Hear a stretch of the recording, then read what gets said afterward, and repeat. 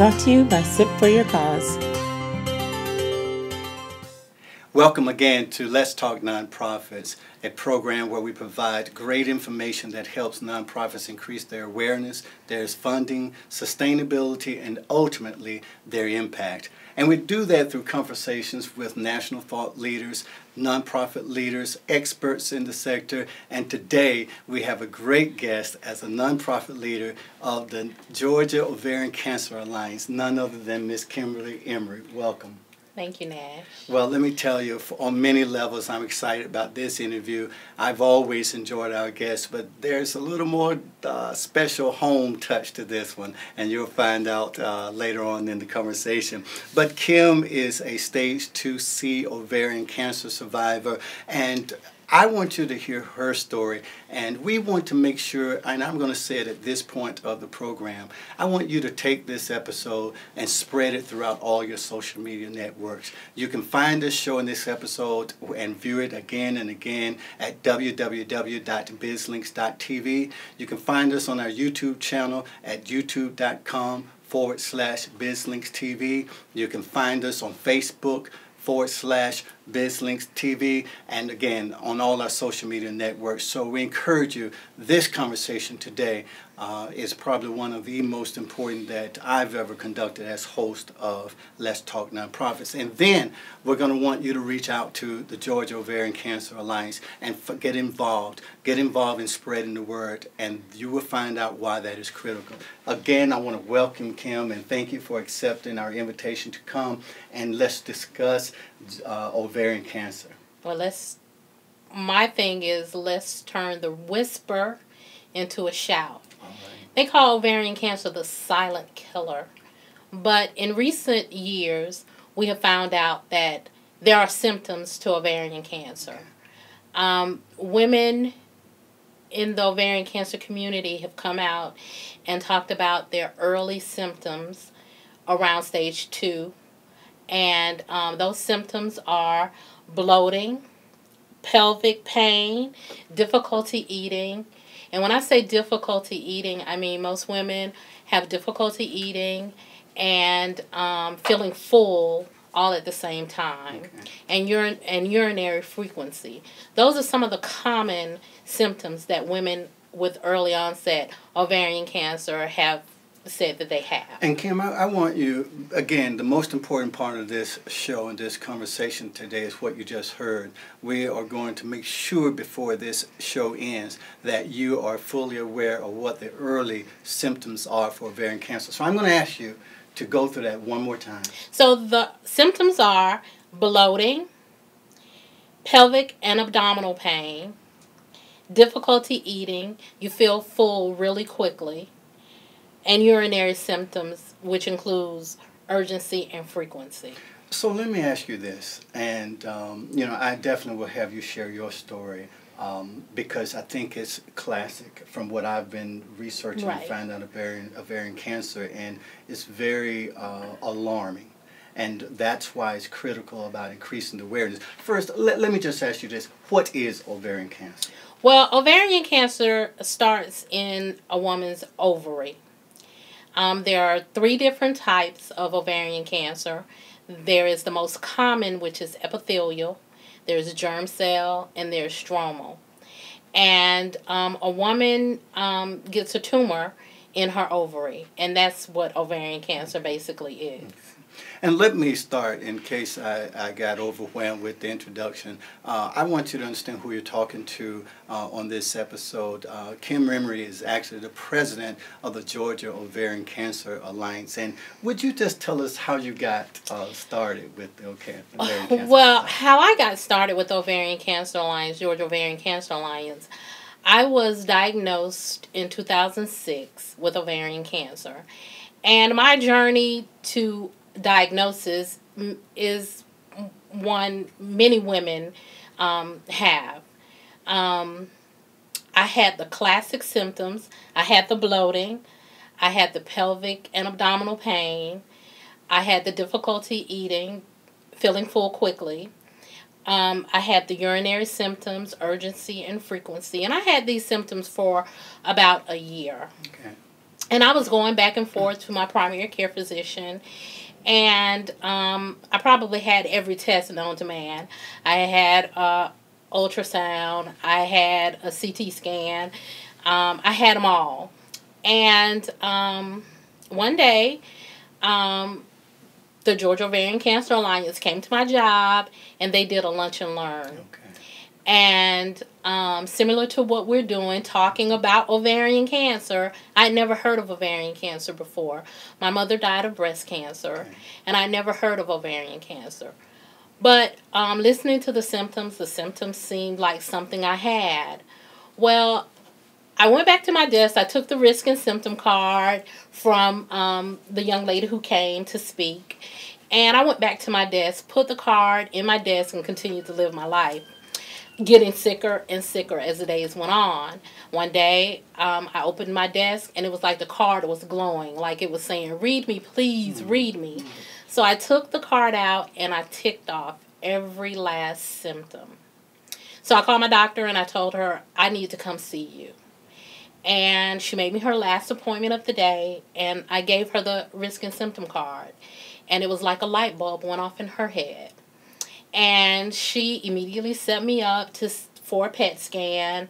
And my husband and I went over to the hospital immediately and had the PET scan. So we kind of knew something was wrong.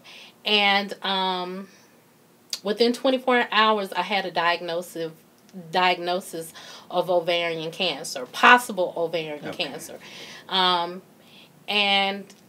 My primary care physician set me up with a gynecologic oncologist. I went to see him, and he immediately wanted me to go into surgery. Once I had the surgery, that's when I got the definite diagnosis that it was ovarian cancer. He staged it at stage 2C. So I was what they consider early. Okay. But I still had to have chemo, and I went through 62 days every day of chemotherapy. And in 2008, after all of that was said and done, I was deemed no evidence of disease, and I have been that way since 2008. So that's my story. Well, I think, I don't think, but it's very important that you realize that she says for over a year that she was having these symptoms. Her primary care physician couldn't even figure it out and diagnose it. But at a lunch and learn at the job. Right. At a lunch and learn at the job. And that's why it's imperative that we do things like this. Yeah. Because there are a lot of women out there who have the symptoms, and because they mimic so many other conditions, they don't think, women, we're told, maybe you're under a lot of stress. But we tell women that if these symptoms are persistent and they continue for more than 3 weeks, to get in to see your primary care physician. And if you don't get an answer from your primary care physician and a plan as to how you all are going to decide what these things are, you need to see a gynecologic oncologist. Okay.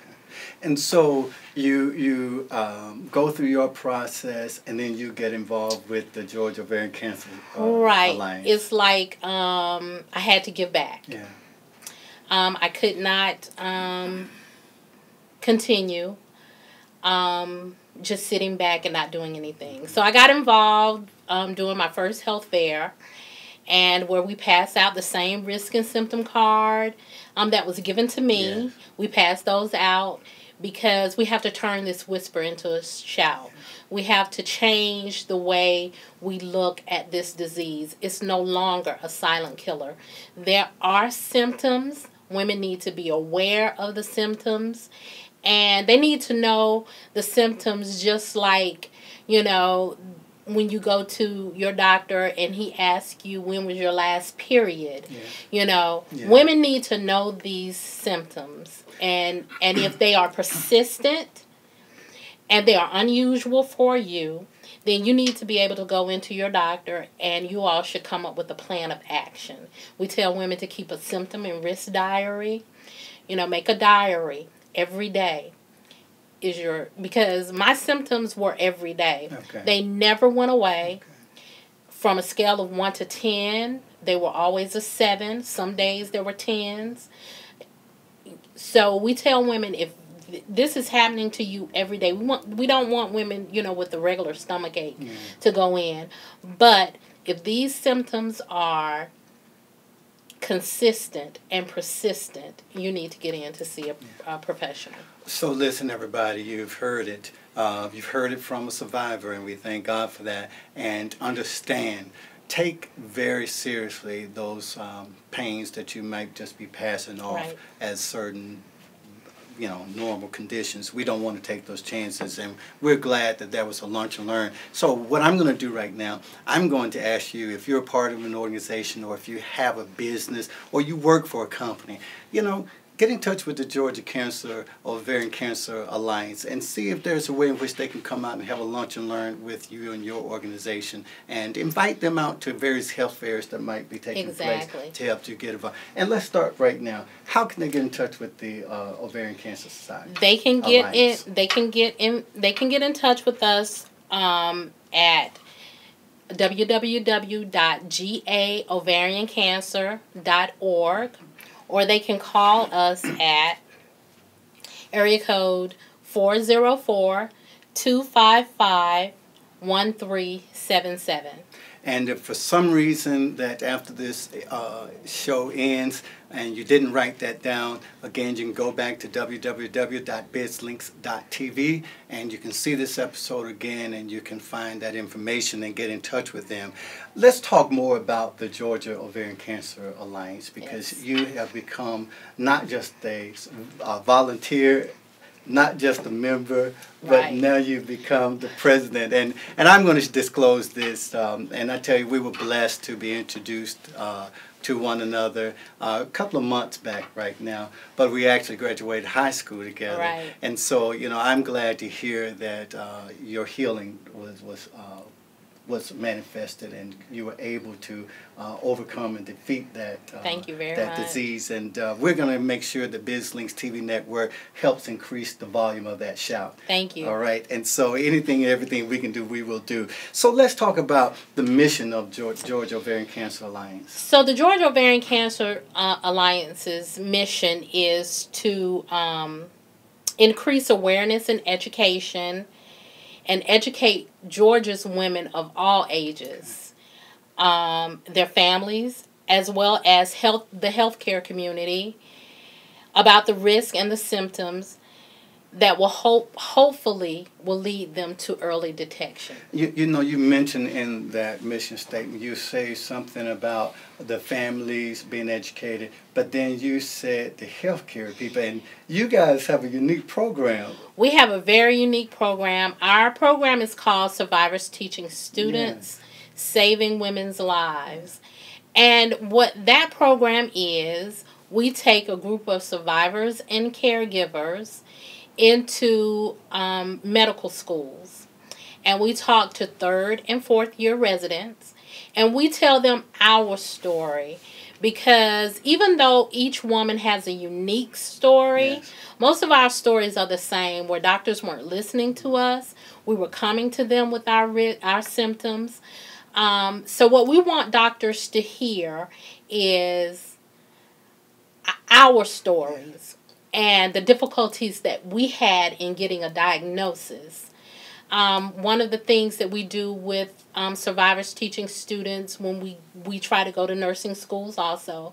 So we try to go to any school or anywhere we can talk to healthcare providers, new, young, and we want them to think about ovarian cancer first instead of last. When you and I were sitting and talking months ago and you shared that story, that program, I thought it was very creative. I think it's getting at the source of the medical industry in terms of starting early, getting those physicians who are about to graduate and get out there with those symptoms firsthand. And I just think it's a very unique program. We need to share that as much as we can with the healthcare industry. Well, the thing is, it's not only unique to the Georgia Ovarian Cancer Alliance. It's actually a national program run by our national organization. So, Survivors Teaching Students, Saving Women's Lives is a program that's in almost all of the 50 states. Great. So at somewhere in the United States, there is a survivors teaching students class going on at a medical school, because we want healthcare providers to hear about ovarian cancer. We want them to think about it when a woman comes into their office presenting these symptoms, the bloating, and the consistency and the persistency of these, Yes. symptoms. Yes, yes. I tell you, I really just am very excited about that program. I think it's very key. And I know we're coming up on a hard commercial break, so we're going to take a break. We're going to thank our sponsors, but we will be right back again to discuss this very important cancer that we need to increase awareness about. And so we thank our sponsors, particularly our show sponsors, Sip for Your Cause, where you can find them at www.sipforyourcause.org, and we are excited that they make this show possible along with our other advertisers. So we'll see you right after commercial break. What happens when soldiers come home? Brene Foundation offers hero support to ensure that our heroes abroad can continue to be heroes at home. We link veterans with organizations who are dedicated to guiding the transition from military hero to civilian hero. If you want to find out how you can support our troops at home, please contact the Brene Foundation or visit Brene.com. Does your son need a more challenging, focused, and encouraging educational environment? Renaissance Christian Academy is an affordable private school for boys located in McDonough, Georgia, with certified teachers that are uniquely equipped to help your son master learning. You're welcome to schedule a tour of our facilities by calling 770-305-9881 or by visiting our website at rcaboysacademy.org. Renaissance Christian Academy, developing young men to be great leaders through Christ-centered learning. Welcome back. And again, we do thank all of our sponsors for making this show possible. Again, a special thanks to sipforyourcause.org. We ask if you're interested in finding out how your nonprofit organization can benefit from increasing your awareness, funding, sustainability, and ultimately your impact, reach out to www.sipforyourcause.org and support them. And let them know that it was a result of Let's Talk Nonprofits that you heard about them. So, we are here with Ms. Kimberly Emory of the Georgia Ovarian Cancer Alliance, the president of the board of directors, and we are discussing the very silent killer, which again, Kim and the Alliance have committed, and now the BizLinks TV network has committed to make a shout and let it not be a silent killer. But we're sharing with you, ladies, caregivers, children, anybody else who's listening to this, we're sharing with you those classic symptoms that if you notice someone in your family exhibiting these symptoms, even if they're not admitting them themselves or acknowledging themselves, at least take a look at this and let your primary care physician or theirs know. So again, Kim, we thank you for coming on the show. Thank you for the great information you've been sharing, and we would like to continue. Let's talk about the history of the Georgia Ovarian Cancer Alliance. So the Georgia Ovarian Cancer Alliance was started in 1998 when a group of 13 ovarian cancer survivors got together and decided that they were going to educate Georgia's women on the risk and the symptoms of ovarian cancer. Wow. So these ladies sat down at a dining room table, led by Ginger Ackerman, our first president, and they started the Georgia Ovarian Cancer Alliance. And here we are 17 years later, and out of the 13 women, we only have one that is left with us. So in that span of 17 years, we have lost 12 of our original members of the Georgia Ovarian Cancer Alliance, the women that were committed to raising awareness in the state of Georgia of the symptoms and the risk of ovarian cancer.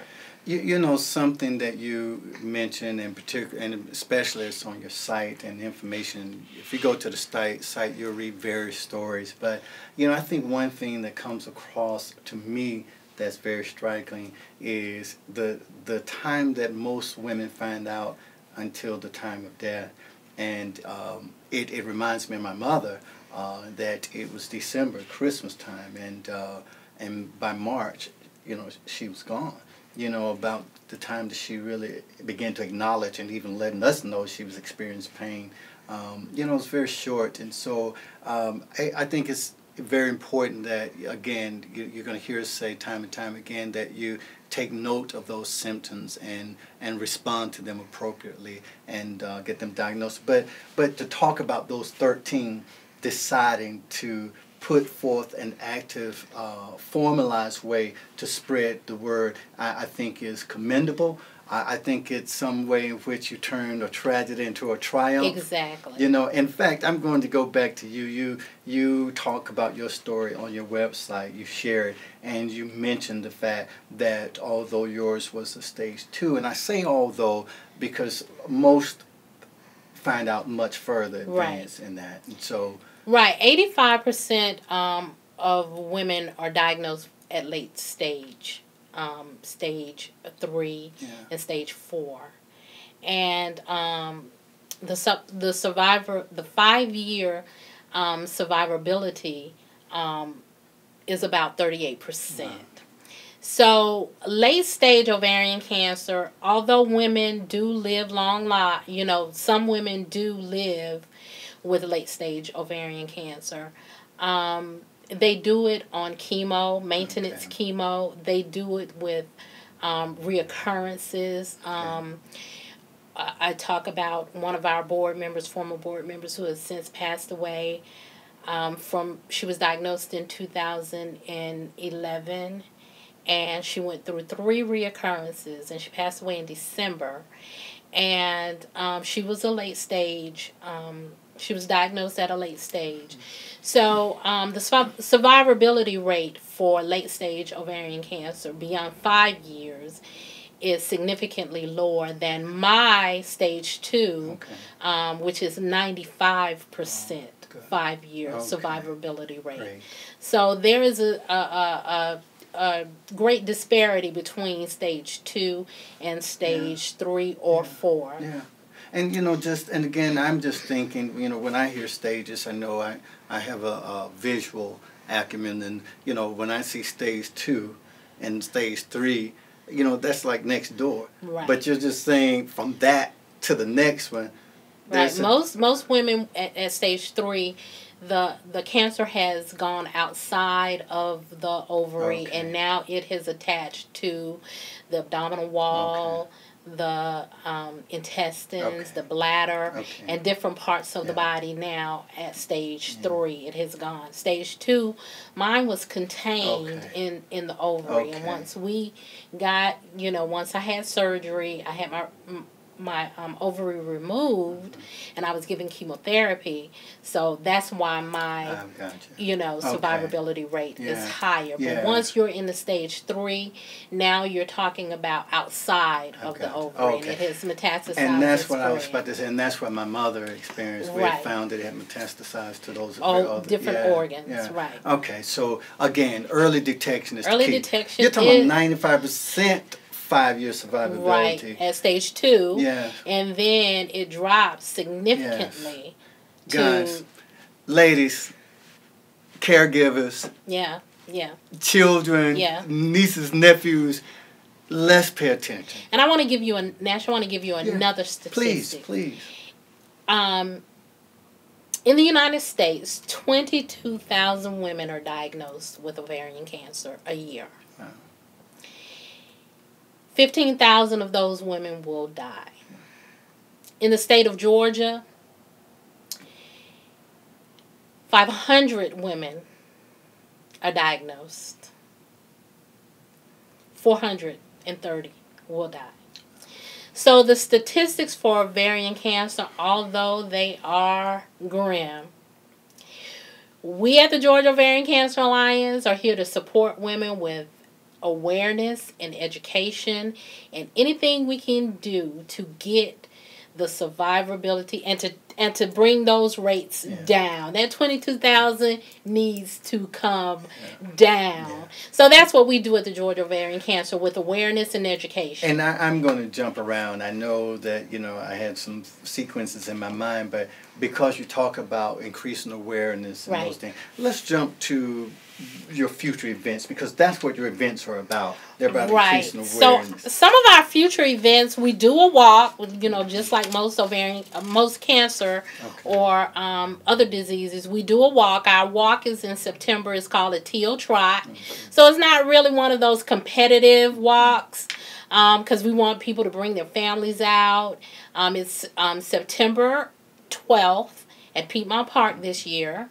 And you can go to www.tealtrot.com. We also, since we're the Georgia Ovarian Cancer Alliance, we like to do events outside of Atlanta. Okay. So we have what we call our Ovarian Cancer Masquerade in Macon. Yes. And it's on September the 10th. And you can go to www.masquerademacon.com for information on that event and tickets. We also do a fashion show, and this is one of our events where we like to get our survivors out. And most of the time, well, not most of the time, the majority of the models in the fashion show are ovarian cancer survivors. Okay. So it's called Teal to Heal, and it will be on November 5th. And you can go to tealtoheal.com for more information and tickets. And then what we consider our premier event is called our Shaken, Not Stirred Gala. Okay. So for the Georgia Ovarian Cancer Alliance, that's a time when we can put on our dresses and our tuxedos, and we can come out and have food and drinks. And it's a casino event. It's a James Bond themed event. Okay. And we're there to raise money.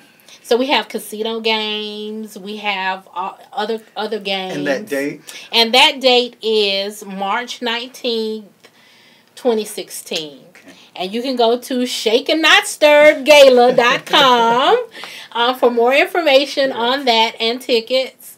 So those are our events that we put on. We also do lunch and learns. We'll come to your company. Great. And we'll do a lunch and learn. We'll bring a survivor, and they will tell you about their story. We also have at our disposal a couple of doctors, medical advisors that we can bring out to your lunch and learns. We also do health fairs, your church, your sorority, your book club. Yeah. We will come out and talk to anyone about ovarian cancer. So guys, you hear they have a lot that you can get involved in any time of the year, so they'll be able to fit your schedule. Please contact them. www.GA, that's Georgia, GAOvarianCancer.org, and that's their website. But you can find out how you can get involved in those. In fact, let's talk about how can they get involved. Well, you can get involved in any number of ways. Okay. You can volunteer. We're always looking for volunteers. And when we say volunteers, we just mean man the booth. Okay. We give you everything you need. We give you the risk and symptom cards to pass out. We give you the brochures to pass out. So we need volunteers. We also need business-minded people to come and help us advance the cause. Okay. So just bring your knowledge or whatever you have. We look for people to help us out any kind of way you want. And I'm going to step out here on a limb, and I'm going to say this. I'm going to challenge you guys. If you've experienced someone close to you in the family or close to the family, I'm going to ask you to volunteer in their memory and in their honor. And, reach out for that. And, maybe a group of you, a team of you get together and just make that an event, even if you just choose one every year, but as often as best you possibly can. But that's just from me to you. You know, I challenge you to get involved as a group so that you can help spread this very important word. Let's talk about your programs. I know we talked about survivors teaching students and great program, but you guys have some other programs that go on. Right. We have another program. It's called the Bag of Hope. Yeah. And what our Bag of Hope is, we give our Bag of Hope to newly diagnosed women. And inside that bag is everything she's going to need for this journey that she's about to take.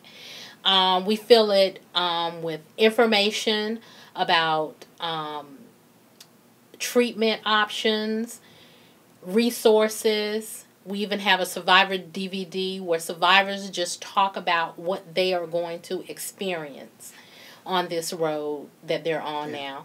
We also provide water bottle, a blanket, some comfort items that they'll need, you know, during chemotherapy. And we send this bag of hope, and this is the key. We send this bag of hope free of charge to these newly diagnosed women. So for us to make that bag, it's $100. So we're looking for sponsors to help us with getting this bag to women. And we are the Georgia Ovarian Cancer Alliance, but we send this bag anywhere in the United States. Yeah, and I remember when Kim and I first met and we began to talk about just the Georgia Ovarian Cancer Alliance, and this was a part of our conversation. And you just shared with me, and I hope I can jar your memory, but you shared with me a story or about someone that responded. And they right, there was a young lady who we get responses back from family members, and there was a little girl who sent us something back, and she said, "Thank you for making my mommy smile again." Yeah. So our bag of hope gives exactly what it says. It gives these women hope, but not only that, but it spreads throughout their families, and it gives their children and their husbands hope. Because inside this bag of hope, we also talk to the family members. We tell the women how to tell their children. You know, we tell them how to tell their husbands. There's a wealth of knowledge inside of our bag of hope. And another key thing about our bag of hope is it's very durable. So a lot of women pack it, and this is what they use when they take to their chemotherapy. And they fill it with their comfort items and things that they're going to need for that day or for that hour they're sitting there getting chemotherapy. So our bag of hope is very comprehensive, and it's a very good bag of hope. We've seen others' bags, but our bag, the Georgia Ovarian Cancer Alliance's bag of hope, is very, very comprehensive. Listen, guys, again, $100, $100 will support that effort for a newly diagnosed patient being able to receive that. You know, again, team of you get together and sponsor that $100 or build a challenge within your business, but somehow get something going where you can contribute towards this great cause, again, to help these newly diagnosed patients to be able to begin that journey with knowledge. That, you know, a lot of times you think about life, that a lot of things that makes us scared and is the unknown. Right. You know, and so this sounds like it curves that little bit. And that's a lot of the feedback we get from women. Yeah. I did not receive a bag of hope, but I know a lot of women who have. Yeah. And when they receive the bag, it tells them so much about what is about to happen to them on this journey. And that's what it sounds like. And we give them, and another thing that we do, we give them a journal. Yes. So that they can take it with them, and they can put whatever they want in this journal, reminders of appointments, you know, whatever they want to put in this journal. But we give them a chance to write down and chronicle what is going on in their lives. Kim, I tell you, it's been great information. Anything else you would like to share? Well, Nash, I just want to let people know that ovarian cancer, although it's called the silent killer, that's a myth. And we're going to change that myth because there are symptoms. And the symptoms, again, are bloating, pelvic and abdominal pain, difficulty eating and feeling full quickly after a meal, urinary frequency, and urgency. So I would like for women to just hear those symptoms. If they're persistent, if they're unusual for you, to see a healthcare provider so you all can come up with a plan of action. I want women out there who hear me, I want you to be your own advocate. Yeah. And I'm going to say, you might not have the, what was the card called that you received? Risk and symptom card. Yeah, you might not have an official risk and symptom card, but you just heard Kim tell you what they are. Write them down and put a check beside every one of those that you identify with and share it with your primary care physician. And Kim, I tell you, I thank you. You're welcome, Nash. Thank you for being here. Thank you all for having us. Well, and I was just about to say thank you for allowing us to even be a part of spreading the word and increasing the volume of that shout. Exactly. So, again, guys, we appreciate you for tuning in. We ask again that you share this episode throughout your social media network. Post it wherever you can. Again, even if you choose to add it to a link to your website. But you can find this episode again at www.bizlinks.tv, our YouTube channel, .com/BizLinksTV. You can find all of those on Facebook.com/BizLinksTV. So again, please let's reduce all of those negative stats that you heard that we discussed today by taking a very serious approach towards learning about the symptoms, being and sharing the awareness. And go to the website www.ovariancancer Georgia, which is GA-ovariancancer.org, and find out about how to get involved, where they're going to be, how you can invite them to participate in your business or invite them out to get engaged with your business by helping to share the opportunity. And Kim, we look forward to having you not only on the show, but we want to get something very concrete where we can consistently get this word out throughout our network. Exactly. Next time I'll bring some of my board members with me. All right. Look forward to it. So thank you again for tuning in. Again, share the word. This has been Let's Talk Nonprofits, again, where we share those great conversations that will help improve organizations, nonprofit organizations' awareness, sustainability funding, and ultimately impact. Remember, this sip's for you.